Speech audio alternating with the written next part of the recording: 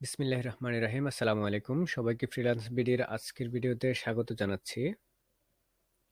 আমরা আজকের এই ভিডিওটিতে আমরা পূর্বে ঘোষণা দিয়েছিলাম যে আমরা একসাথে দুইটি কোর্স স্টার্ট করব। একটি হচ্ছে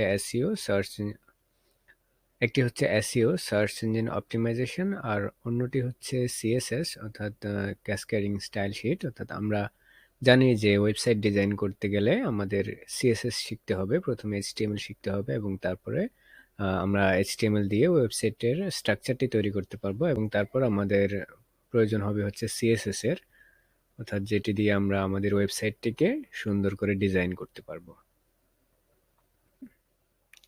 তো এই ভিডিও থেকে স্টার্ট হচ্ছে সিএসএস ফুল কোর্স এবং আপনারা পার্ট বাই পার্ট পেয়ে যাবেন সেটি। আমরা আসলে পূর্ববর্তী ভিডিওগুলোর মধ্যে জেনেছি যে আমরা যে কোনো ওয়েবসাইট তৈরি করতে গেলে এইচটিএমএল দিয়ে ওয়েবসাইটের স্ট্রাকচারটি তৈরি করি, দেন আমরা সিএসএস স্টার্ট করি, অর্থাৎ দেন আমরা সিএসএস দিয়ে সেই ওয়েবসাইটটাকে সুন্দর করে ডিজাইন করি, দেন আমরা জাভাস্ক্রিপ্ট দিয়ে সেটাকে আমরা প্রোগ্রামিং আর কি, জাভাস্ক্রিপ্ট হচ্ছে মূলত একটা প্রোগ্রামিং ল্যাঙ্গুয়েজ, তো আমরা জাভাস্ক্রিপ্ট দিয়ে ওই ওয়েবসাইটটিকে কন্ট্রোল করি। তো এখানে আপনারা এক্সাম্পলের সাথে দেখতে পাচ্ছেন, আমরা এখানে একটা এক্সাম্পল দিয়েছি। এইচটিএমএল দিয়ে আমরা প্রথমে যেই আপনারা যে কার্টের ইমেজটি দেখতে পাচ্ছেন সেটি হচ্ছে মূলত এইচটিএমএল। দ্যাটস মিন এইচটিএমএল দিয়ে আমরা মূলত ওয়েবসাইটটিকে স্ট্রাকচার দেই। এখানে কার্টে যেটি দেখতে পাচ্ছেন জাস্ট স্ট্রাকচার করা আছে, এটি মূলত এইচটিএমএল। আমরা ওয়েবসাইটটিকে এইচটিএমএল এর সাহায্যে স্ট্রাকচার দিতে পারি। এরপর আমরা দেখতে পাচ্ছি পরবর্তী যে ইমেজটি সেটি হচ্ছে সিএসএস। সিএসএস ব্যবহার করে আমরা কার্ডটিকে আরো সুন্দর করে তুলতে পেরেছি। আমরা মূলত আমাদের ওয়েবসাইটেও সিএসএস এর সেম কাজ, ওয়েবসাইটটিকে সুন্দর একটা লুক দেওয়া।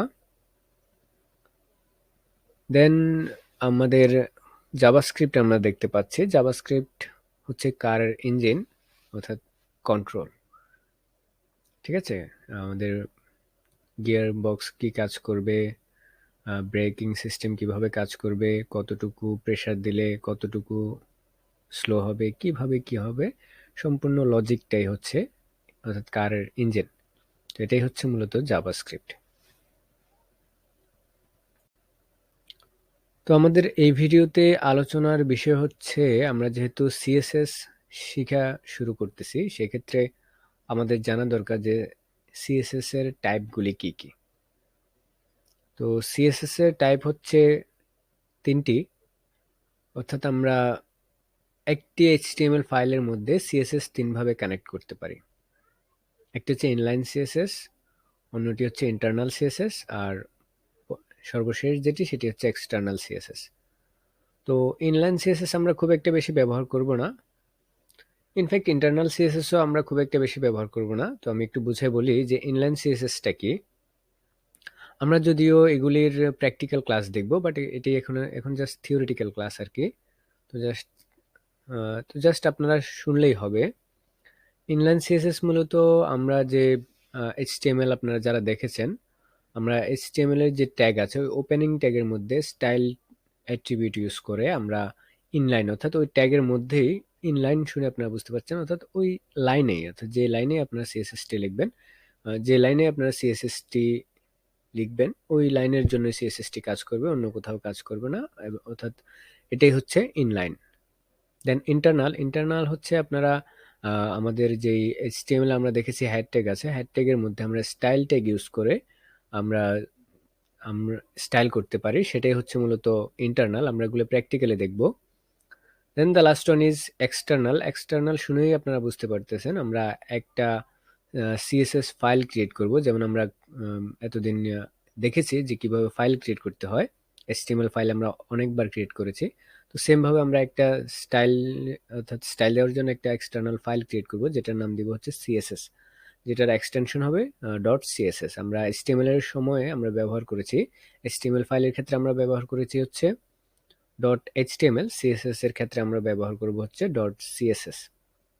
যে কোনো নাম দিতে পারি, for example style dot CSS আমরা এভাবে ব্যবহার করব। এইচটিএমএল এর ক্ষেত্রে আমরা দিয়েছি ইন্ডেক্স ডট এইচটিএমএল, সিএসএস এর ক্ষেত্রে আমরা ব্যবহার করব হচ্ছে স্টাইল ডট সিএসএস, অর্থাৎ এর এক্সটেনশন হবে ডট সিএসএস, এবং আমরা সেই ফাইলটিকে আমরা এইচটিএমএল ফাইলের সাথে জাস্ট লিঙ্ক করে দিব। কানেক্ট করে দিলেই আমরা আমাদের ফাইলটি কাজ করবে, আমরা স্টাইলিং করতে পারবো আমাদের ইচ্ছে মতো। আমরা কথা বলবো হচ্ছে সিলেক্টর সম্পর্কে। তো সিলেক্টর জিনিসটা কি? তো সিলেক্টর এগুলো আমরা প্র্যাকটিক্যালি দেখব, যখন আমরা সিনট্যাক্স দেখব তখন আমরা বুঝবো। বাট এখানে বলে রাখি হচ্ছে সিএসএস সিলেক্টর আছে হচ্ছে মূলত 5টা। হ্যাঁ, একটা হচ্ছে এলিমেন্ট টাইপ সিলেক্টর, একটা হচ্ছে আইডি সিলেক্টর, একটা হচ্ছে ক্লাস সিলেক্টর, একটা হচ্ছে গ্রুপিং সিলেক্টর, অন্যটি হচ্ছে ইউনিভার্সাল সিলেক্টর।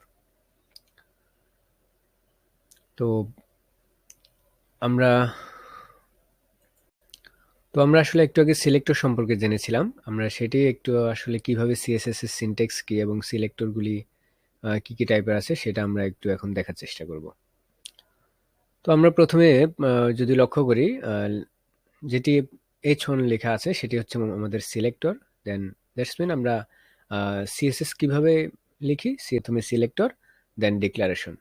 এখন সিলেক্টর পার্টে জাস্ট আমরা সিলেক্টরটাই দিব, ডিক্লারেশন পার্টটা আমরা কার্লি ব্রেসেসের মধ্যে রাখবো, এবং সেখানে আমাদের কি কি থাকবে কার্লি ব্রেসেসের মধ্যে, সেটা হচ্ছে প্রপার্টি এন্ড ভ্যালু, এবং প্রতিটা প্রপার্টি এবং ভ্যালুকে আমরা সেমিকোলন দিয়ে আলাদা করব। প্রথমে আমরা প্রপার্টি নেম লিখবো, দেন আমরা কোলন দিব, কোলন দিয়ে আমাদের প্রপার্টির যে ভ্যালুটা সেটা দিব, দেন আপনারা এখানে এক্সাম্পলে দেখতে পাচ্ছেন।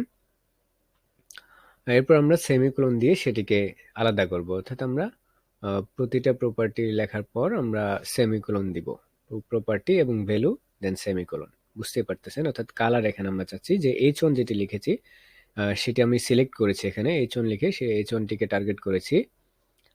বুঝতে পারতেছেন, আমরা এলিমেন্টটাকে সিলেক্ট করলাম, এটাকে বলা হচ্ছে H1, এটা এলিমেন্ট সিলেক্টর, একটু পরে আসতেছি সিলেক্টর কি।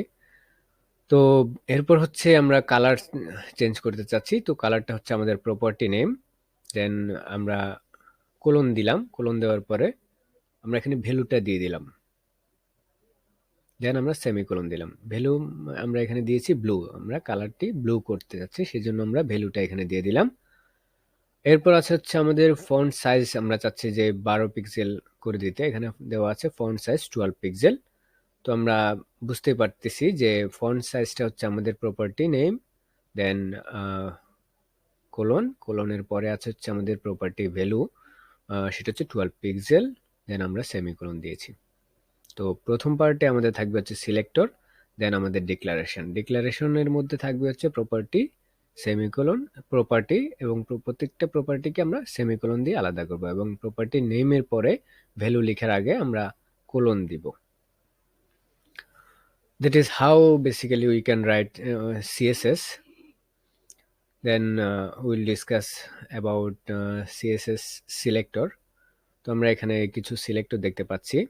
প্রথমে যে সিলেক্টরটি আমরা দেখতে পাচ্ছি সেটি হচ্ছে মূলত আইডি সিলেক্টর। আমরা যখন ডিক্লেয়ার করব যে আইডি, এগুলো আমরা প্র্যাকটিক্যালি দেখব। আইডিকে আমরা সিলেক্ট করব হচ্ছে হ্যাশ দিয়ে, hash then ID name. Class সিলেক্টরকে আমরা ডিক্লেয়ার করব হচ্ছে ডট সিলেক্টর দিয়ে আর কি, ডট। দেন আমরা গ্রুপ সিলেক্টর ব্যবহার করতে পারি, এবং আমরা ব্যবহার করতে পারি হচ্ছে অর্থাৎ P dot class name, ID name, এগুলো আমরা ব্যবহার করতে পারি। দেন আমরা এলিমেন্ট সিলেক্টর ব্যবহার করতে পারি। এলিমেন্ট সিলেক্টর মিনস আপনারা জাস্ট আমাদের যে ট্যাগ নেম সেটাকে আমরা ডিরেক্টলি ব্যবহার করলে তখন সেটা হবে হচ্ছে এলিমেন্ট সিলেক্টর। এগুলো আমরা প্র্যাকটিক্যালি দেখব। দেন আমরা গ্রুপ সিলেক্টর সম্পর্কে জেনেছিলাম, সেখানে হবে জাস্ট এলিমেন্ট অ্যান্ড এলিমেন্ট আর কি, অর্থাৎ আমরা কয়েকটা এলিমেন্টকে টার্গেটিং করতে পারবো একসাথে। তবে প্রতিটা এলিমেন্টের পরে, অর্থাৎ আমরা এখানে দেখতে পাচ্ছি সর্বশেষ যে এলিমেন্টটি দেওয়া আছে সেটি হচ্ছে ডিভ, দেন কমা, দেন পি, এভাবে আমরা কমা দিয়ে অন্য আরো একটি ট্যাগ নেম ব্যবহার করতে পারবো।